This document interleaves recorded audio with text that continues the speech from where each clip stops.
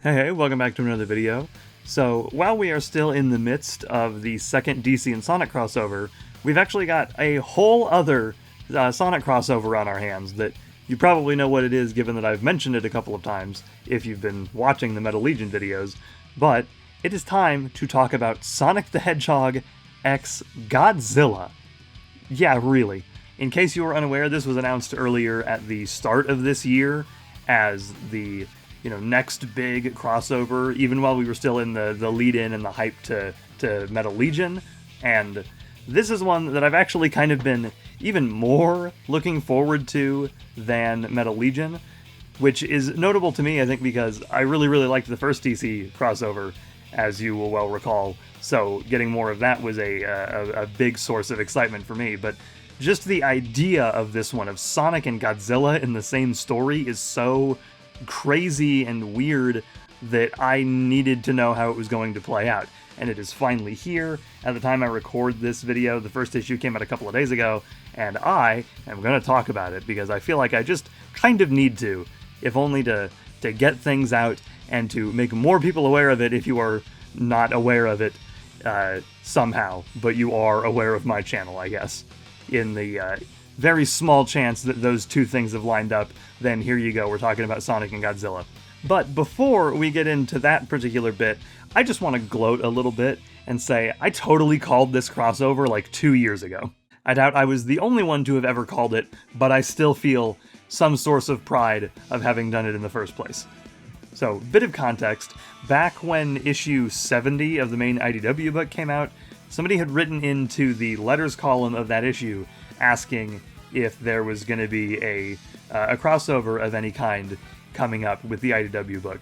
And obviously they couldn't give any specific details because things were still getting worked out, but the letters column decided to play a little coy in saying that there is something that they've got planned, and they can't say who it's going to be with, but that they're a big threat to Sonic and friends. I thought immediately, well, what could that be? If it's big, a big threat like that, then, well, IDW also happens to own the comics license for Godzilla, and I would so absolutely read a Sonic and Godzilla crossover. I even tweeted about it back when I was still actively on Twitter. But then nothing really came of it, and then eventually the DC and Sonic crossover got announced, and I figured, oh, well, they meant big as in a metaphorically big threat, which definitely fits Darkseid, who was the villain of the first DC and Sonic crossover, and I was thinking, like, literally huge as the size of the various kaiju in Godzilla are. So I figured I was just wrong. But then they announced it properly earlier this year, and I genuinely fist-pumped. I was so psyched, not just that I was right, but also just because, again, this idea is insane and I need to read it. And let me tell you, just based on this first issue, I am very much interested to see where this is going. So, right off the bat, I do want to say that, similar to the DC and Sonic crossovers, I am a lot more of a Sonic fan between these two properties. I have seen a lot of Godzilla movies, I like Godzilla, but I would call myself very much a casual enjoyer of the big nuclear lizard guy. So I'm very much still approaching this as more of a Sonic fan than a Godzilla fan, even if I've got ultimately more experience with that franchise than I do most of a lot of DC stuff with the other crossover. So if I say anything dumb related to Godzilla movies, then that's the reason, because I am dumb. So this crossover immediately has a very different vibe to the DC and Sonic crossovers. Obviously, where that one you have a lot of character interactions and actual dialogue going on. This isn't really the kind of series where you're going to get that, unless they want to do a la, Godzilla's Revenge, where the monsters talked through either speech balloons in the original Japanese one or straight up like voice work in the dubbed version of the movie. I don't think we're going to be getting a lot of dialogue between the Sonic and Godzilla halves of this crossover. So a lot of it is really going to be, and we can see it a lot in the first issue, characters reacting to just exactly what the hell is going on here. Because this is a pretty wild situation for everything. Especially since there's really no setup at all. There's like a single page of Sonic and Eggman having one of their regular confrontations when suddenly Mothra and Mechagodzilla show up. It's a little more than one page, but it's, it gets in pretty quick.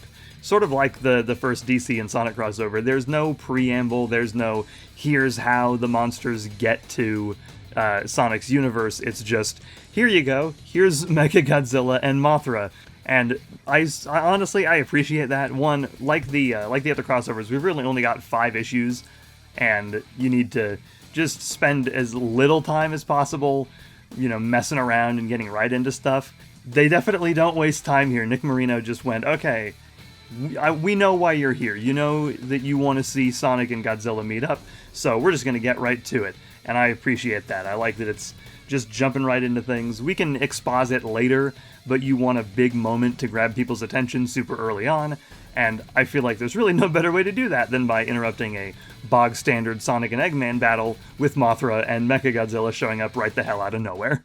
And honestly, that really is the long and the short of the actual events of the issue. It can be kind of boiled down to Sonic and Eggman fight, and then Mothra and Mechagodzilla show up, because a lot of the rest of it is having the characters react and kind of wonder what's going on here. And it sort of serves to introduce you a little bit to the way that some of these monsters do operate. We only get the 2 in this one, but you can pretty well figure out their general MO, I guess, from it.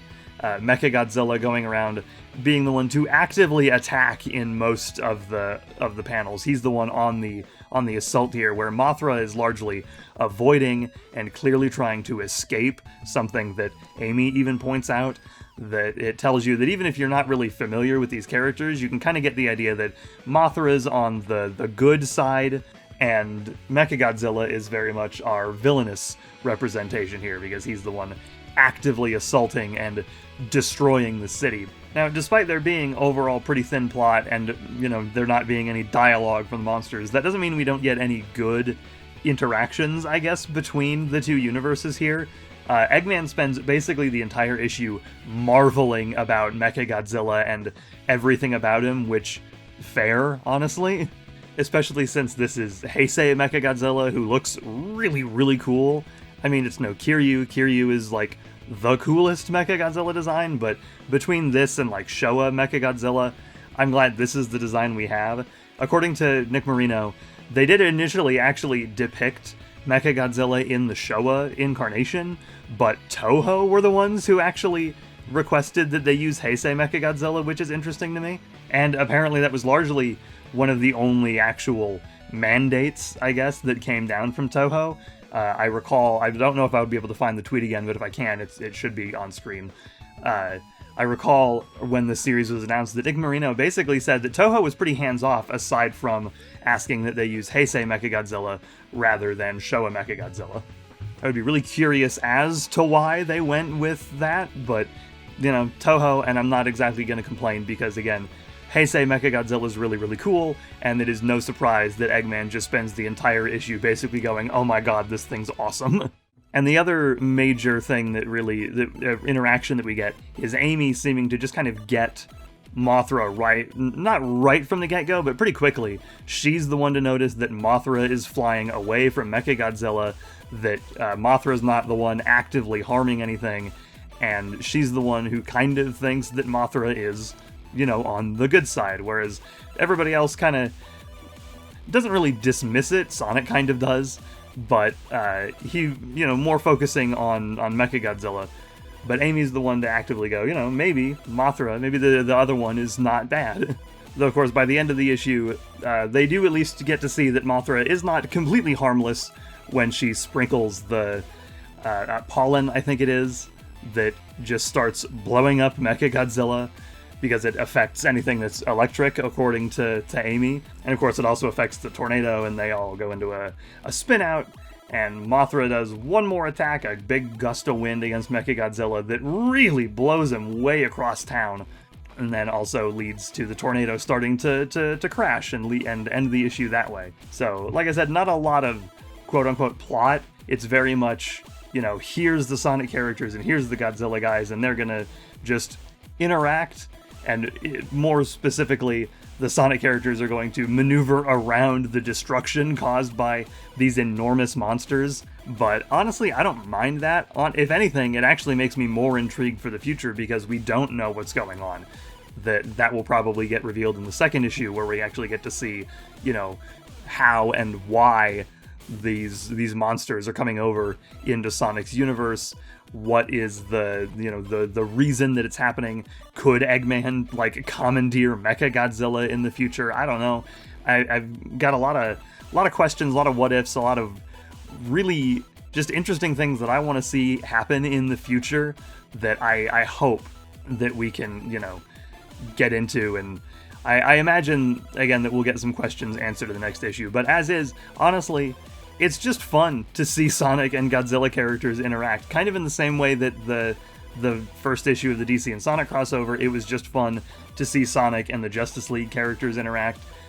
Same deal here. It is putting forth, entertainment and fun right from the get-go. Not as much unique character work, because we're not dealing with characters that can talk, but still just interesting interactions, and having these two very different properties come together and see what kind of story we can make. It almost has the same vibe as when you're a kid and you've just got all these different toys or whatever, or just toys from two different things, and you just smash them together. You don't have a grand narrative in mind when you're doing that. You just think, what if this character met this one, or this character fought this one? And that's kind of the same vibe I've got here, where somebody went, what if Sonic met Godzilla?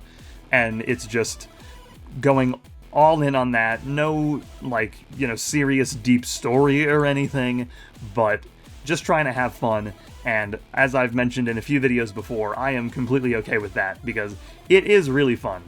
It really doesn't, it maybe doesn't leave the same kind of impression as the first issue of DC and Sonic did, where I was immediately completely into it and so super excited and hyped for more, and already considering it one of the better Sonic crossovers, or DC crossovers, I guess, in that particular case. But I am immediately very, very interested, and I am definitely sold on the idea. I mean, I was sold on the idea to begin with, because it's just crazy enough to work. Even crazier than the DC and Sonic 1, really.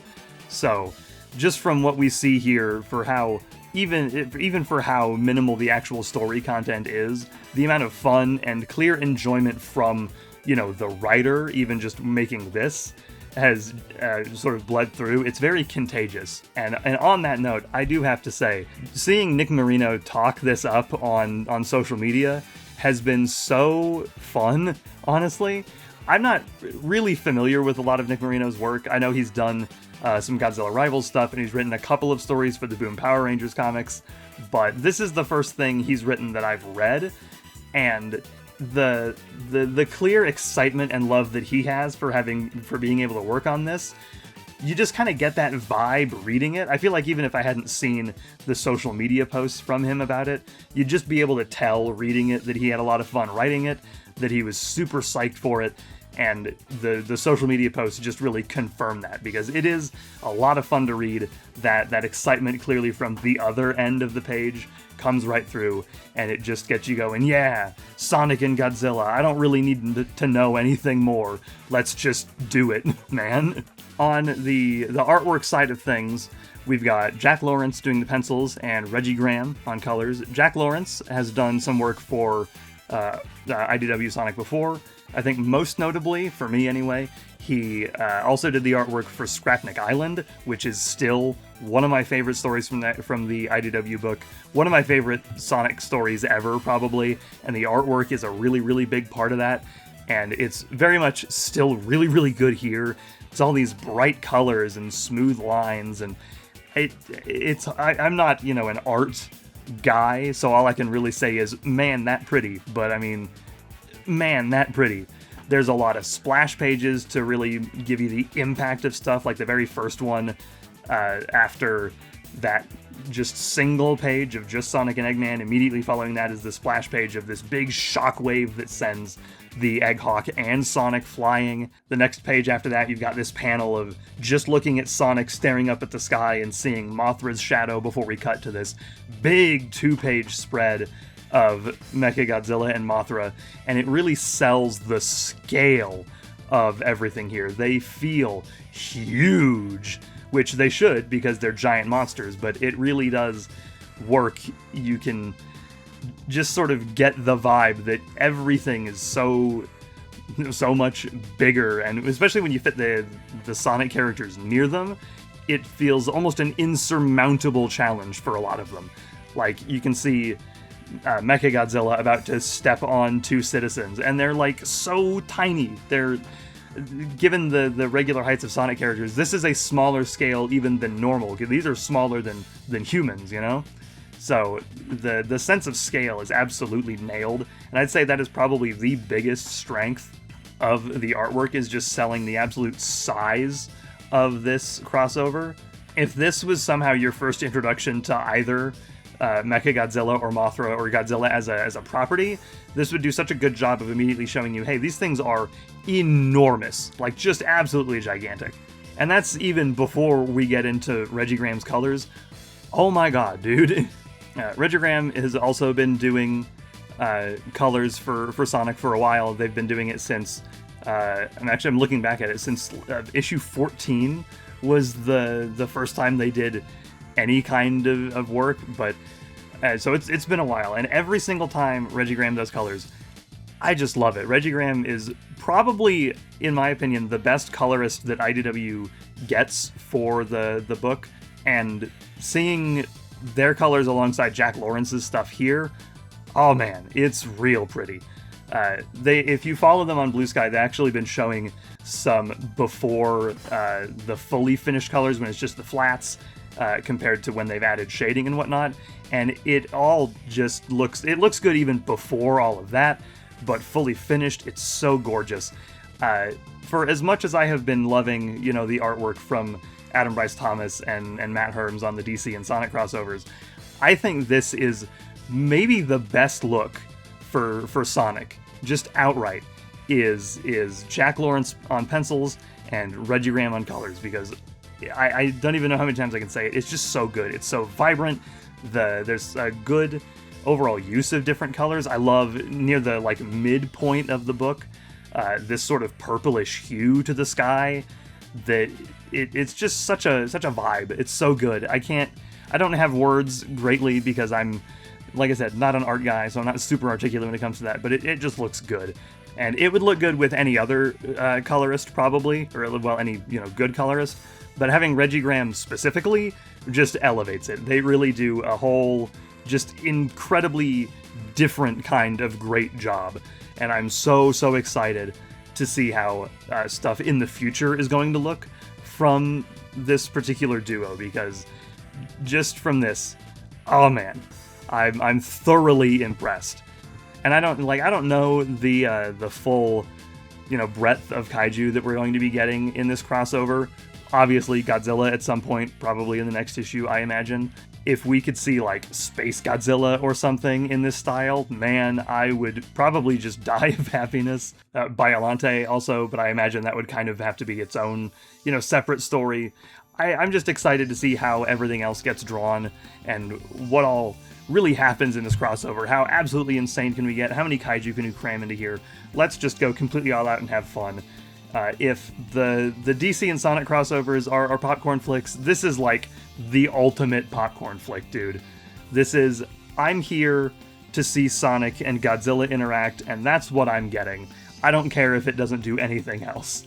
I don't care if the story ends up being thinner than, the width of a piece of paper. I'm just here to have a good time. This book is clearly here to make sure you have a good time, and I am here for it. I think even if you are not a huge Sonic fan, or you're not a huge Godzilla fan, you're just a fan of, one or the other, and especially if you're a fan of both, you really ought to pick this up, because it's a lot of fun. You can tell I've just kind of been yapping nonstop about it. I haven't been putting thought into any of my opinions really on it, because it's basically the epitome of, oh man, that's awesome. And frankly, I think that works for it. That is in no way a dig. I imagine some people are probably going to be a little, like I said, a little upset, a little disappointed that there isn't a whole lot of story and that we don't really know what's going on yet. But frankly, I don't care, because I had a good time across these 20 some odd pages, and I'm ready for more. I'm just a little disappointed that we have to wait until September for issue 2. So yeah, basically, I'm very much impressed with the first issue of Sonic and Godzilla. It might be basic, it might not be a super complicated story, it might spend basically no time explaining anything, but I don't care, I'm having fun, and I'm so looking forward to more. Overall, pretty damn good. It passes the vibe check, as the kids say. I think the kids still say that. That's going to be it from me. I hope you have a great day, afternoon, evening, whatever time it is for you, and I will see you guys next time.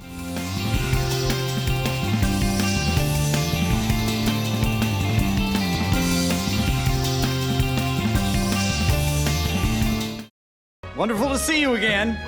Goodbye for now.